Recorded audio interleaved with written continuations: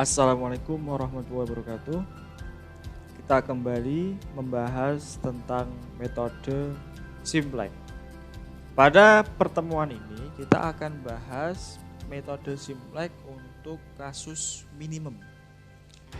Kalau kasus minimum, kemarin kita juga sudah bahas metode Big M, kemudian metode dual fase. Nah, sekarang kita membahas tentang metode dual Simplex.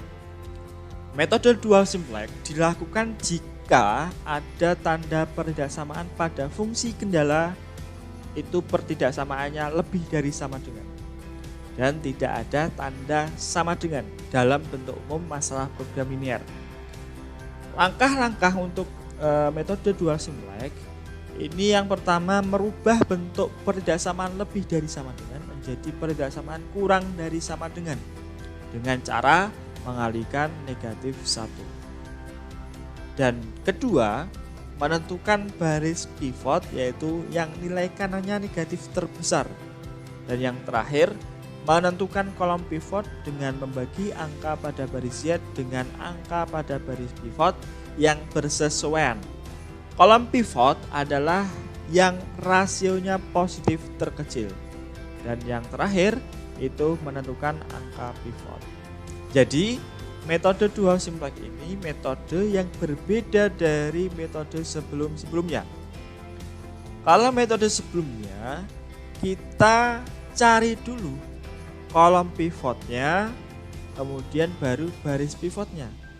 Nah, ini metode dual Simplex, ini metode yang nyeleneh daripada yang lain.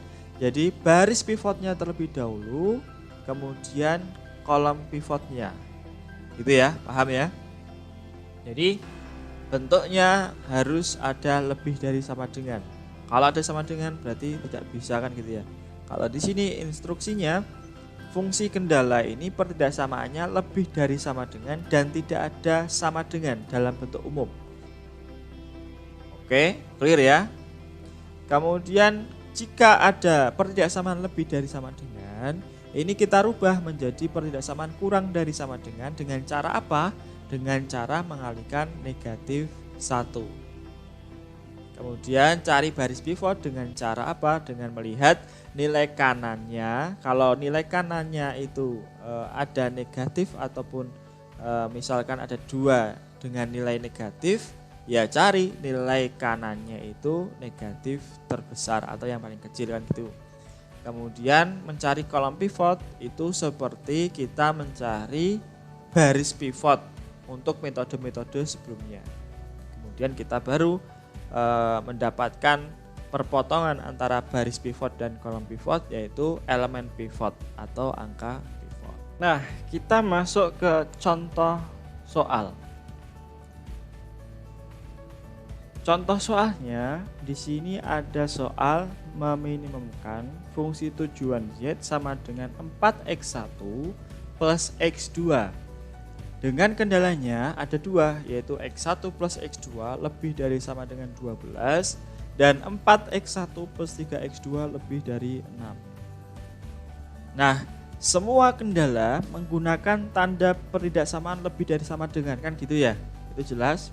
Kendala 1 pertidaksamaannya lebih dari sama dengan, dan kendala 2 pertidaksamaannya juga lebih dari sama dengan. Nah, kendala pertidaksamaan lebih dari sama dengan ini kita harus ubah dulu ke pertidaksamaan kurang dari sama dengan. Dengan cara apa? Dengan cara mengalihkan kedua ruas dengan angka negatif 1. Sehingga kita akan dapatkan model matematika baru, yaitu di sini minimumkan fungsi tujuan Z sama dengan 4x1 plus x2, kemudian dengan kendala barunya itu kita kalikan dengan negatif 1, berarti x1 minus x2 ya, kurang dari sama dengan minus 12. Dan kendala yang kedua jadi min 4x1 ya, negatif 3x2, jadi pertidaksamaan yang kurang dari sama dengan minus 6. Ini model matematika baru kita. Selanjutnya kita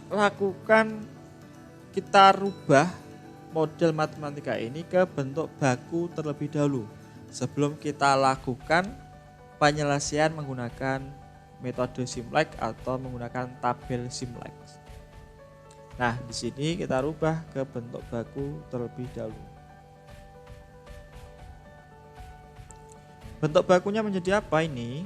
Menjadi Z minus 4x1 minus x2 sama dengan 0 ya. Berikutnya minus x1 minus x2 ditambahkan karena di sini perdasamannya kurang dari sama dengan, di sini ditambahkan dengan variabel slack S itu ya, plus S ya. Karena di sini kendala yang pertama, maka kita di sini tuliskan S1 sama dengan minus 12.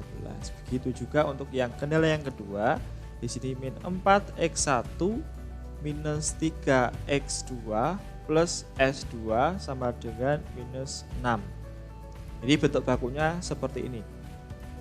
Nah, setelah kita peroleh bentuk baku, kita inputkan ke tabel Simulek, yaitu di tabel iterasi 1 ya, atau iterasi 0 ya. Kita di sini tuliskan iterasi 0 gitu saja ya. Iterasi 0. Nah, di sini kita buat tabel Simuleknya. Di sini variabelnya ada x1, ada x2, ada s1, ada s2, dan ada nk. Kemudian di sini ada variabel basisnya yaitu s1 ya kan, s1 dan s2. Kemudian yang terakhir adalah z. Kita tinggal inputkan saja. Di sini berarti apa? Di sini minus 1, kemudian 1, 0, minus 12. Kemudian di sini min 4, min 3 ya, 0, 1, negatif 6. Dan baris Z ini min 4, min 1, 0, 0, 0. Nah, biasanya kalau menggunakan metode sebelum ini, itu kan kita cek di baris Z terlebih dahulu kan ya. Untuk kasus minimum berarti kita di sini cari nilai positif yang terbesar. Kalau kita di sini kok kasusnya memaksimumkan, maka di sini kita cari negatif dengan angka terbesar gitu ya, atau paling kecil gitu. Tetapi sudah dijelaskan di awal tadi bahwa metode dual Simulek itu kita cari dari mencari baris pivot terlebih dahulu, bukan mencari kolom pivot terlebih dahulu. Berarti kita cari di sini ini. Nah, di sini terlebih dahulu. Nah, di sini ini kita cari nilai kanannya dengan negatif terbesar. Jadi kita cari nilai kanan yang bernilai dengan negatif terbesar. Jadi di sini ada negatif semua nih. Ada negatif semua. Jadi kita pilih nilai dengan negatif terbesar. Berarti yang 12 ini ya, yang paling kecil kan ini ya. Nah, ini. Berarti ini adalah sebagai baris pivot.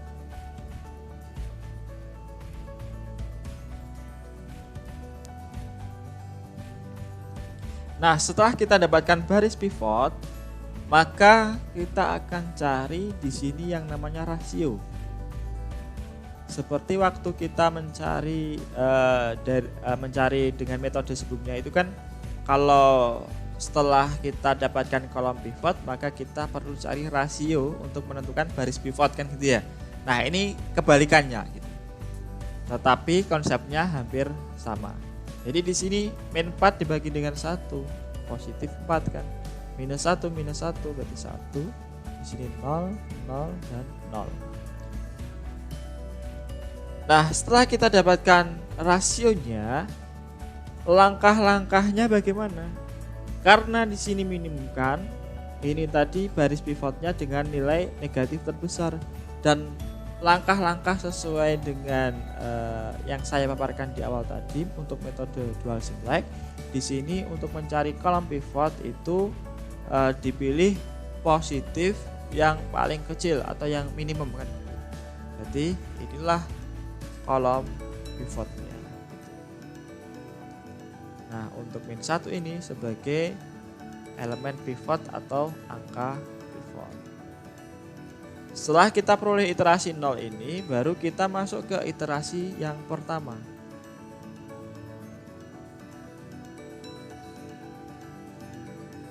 Kita buat tabelnya terlebih dahulu.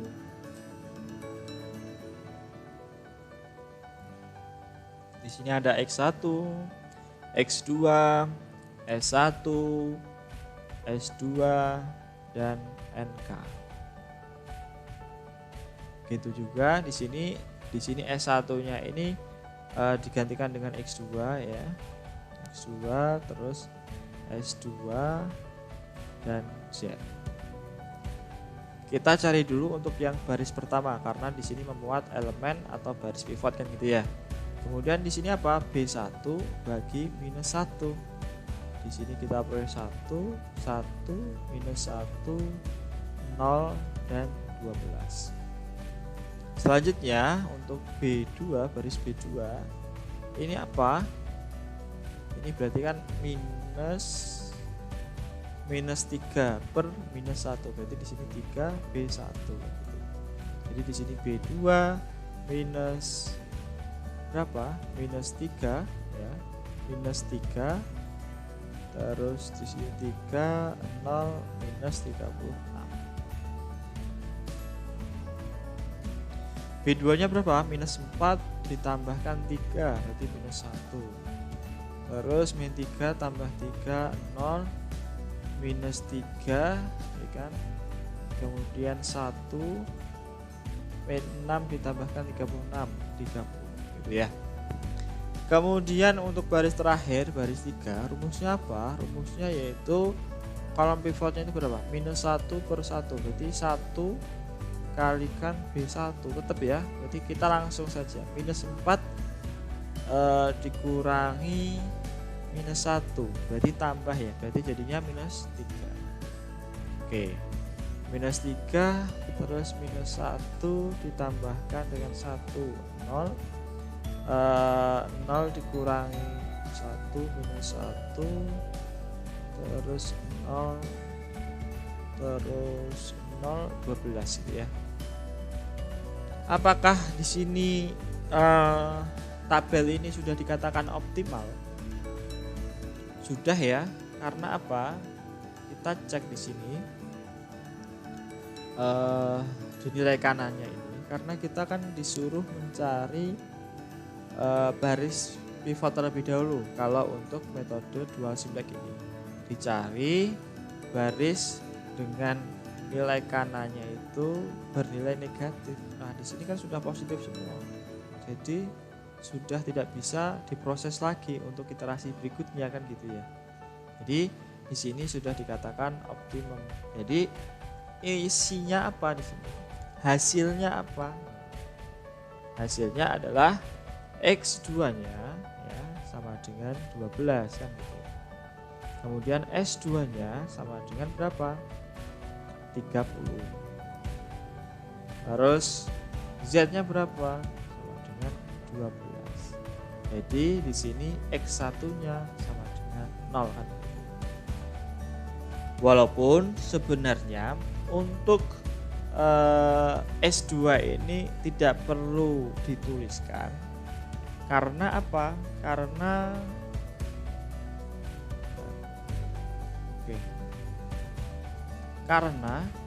di sini itu apa namanya? Tidak yang dicari. Yang dicari kan X1 dan X2 kan gitu. S1, S2 ini variabel stack ini maksudnya masih tersisa bahan sebesar 30 kan gitu. S1 berarti sebesar S1 itu sebesar 30 misalkan. Jadi tidak perlu ditulis, nggak masalah. Kalaupun mau ditulis juga nggak masalah. Jadi isinya itu X1-nya sama dengan 0, X2-nya sama dengan 12, S2-nya sama dengan 30, dan Z-nya sama dengan 12. Itu saja mungkin yang bisa saya sampaikan untuk metode dual simplex. Mungkin di beberapa pertemuan mendatang bisa kita coba lagi untuk metode simplex dengan kasus campuran. Jadi ada yang kasus maksimasi ataupun kasus minimasi, ataupun juga nanti kita bisa bahas kasus khusus dalam simplex. Jadi misalkan solusi optimalnya lebih dari satu itu bagaimana sih kan gitu. Itu saja mungkin saya cukupkan, kurang lebihnya mohon maaf. Tetap jaga kesehatan dan tetap jaga motivasi untuk belajar walaupun online gitu ya. Terima kasih. Saya tutup. Wassalamualaikum warahmatullahi wabarakatuh.